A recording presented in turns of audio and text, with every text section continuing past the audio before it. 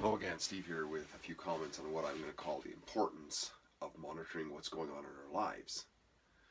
Um, it reminded me, this topic came to me as a result of a couple things. One was a dream that I woke up with, which didn't really have any huge context to it ever. It's just I woke up in the midst of a dream. You might wonder, why is that important?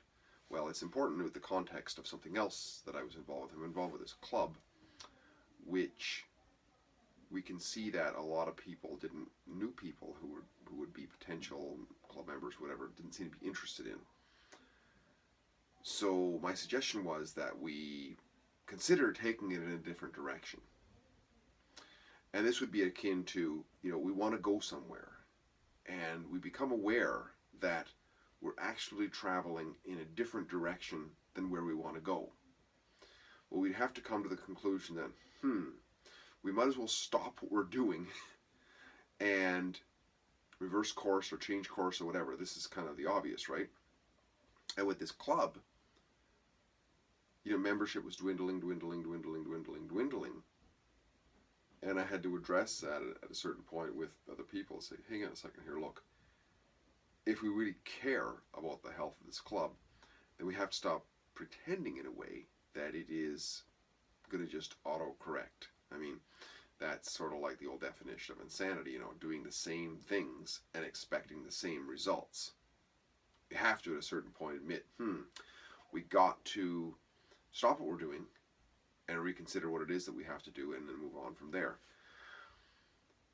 What does that have to do with the dream? Well, the dream to me is, I'm not even sure. I've never researched what dreams really are and so on. But what makes sense is that it's a sort of a mental regurgitation when we're in a certain state of, parts and formulations of whatever past thoughts and activities and so on that went on in our lives. Because I talked about before about my concept of us being a jug of everything that happened, right, before. And a lot of this stuff is even subconscious to us. We're not even aware of it. But if we're going to change directions in our lives, we want to improve ourselves, we want to, I was talking to somebody recently about how they want a better health and so on. And if those certain things are wanted, and we look at our lives and we realize, we're still going in the same direction, but we want different results, we go, that's not really working. So we got to change results. And a lot of times that involves our thought processes and how we're going to change our past today when tomorrow is here. Well, by becoming aware of things like dreams, what did we dream about? And some people even journal that.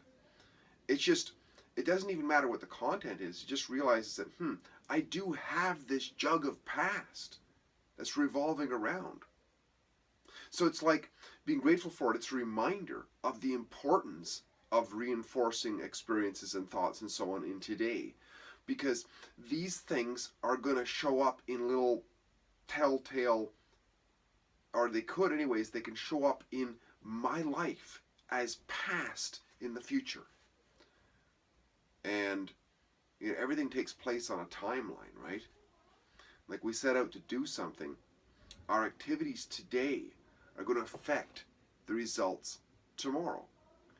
So I know it may sound kind of strange, but being not, to me at this point, maybe I'm missing something, but not so much the content of the dream is so important, and maybe it is, but just the recognition that, I had this thing and I wasn't even conscious of.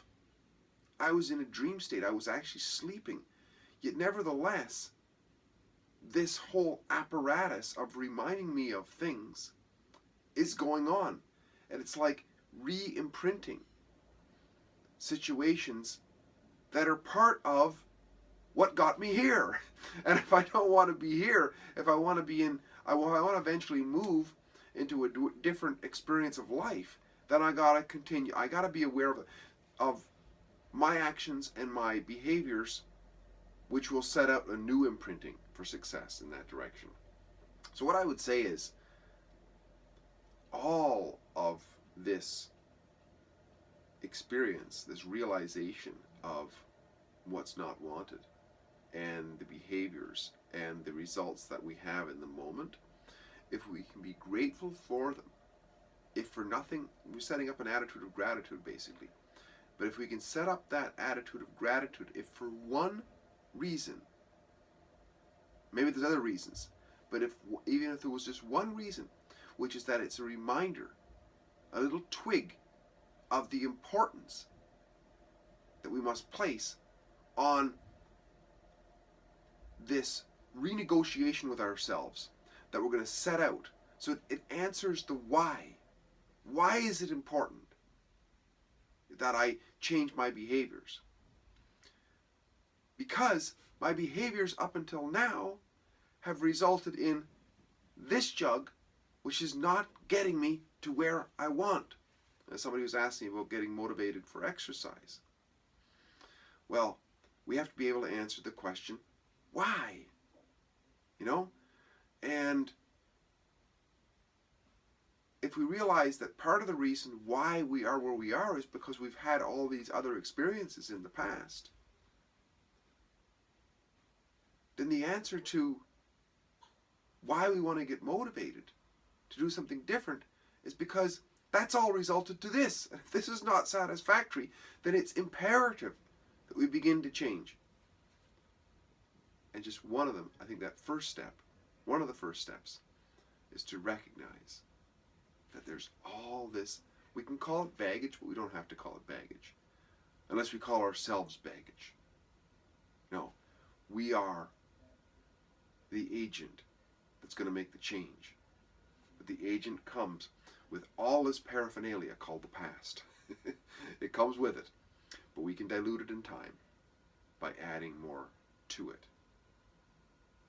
So I would say that monitoring dreams is one example, one situation that we can just remind ourselves that the subconscious is full of all kinds of stuff, much of it that's not serving us. But let's have that as a reminder of the importance of new inputs. Hopefully this was helpful. Steve again here. Great chatting. Talk again soon. Bye for now.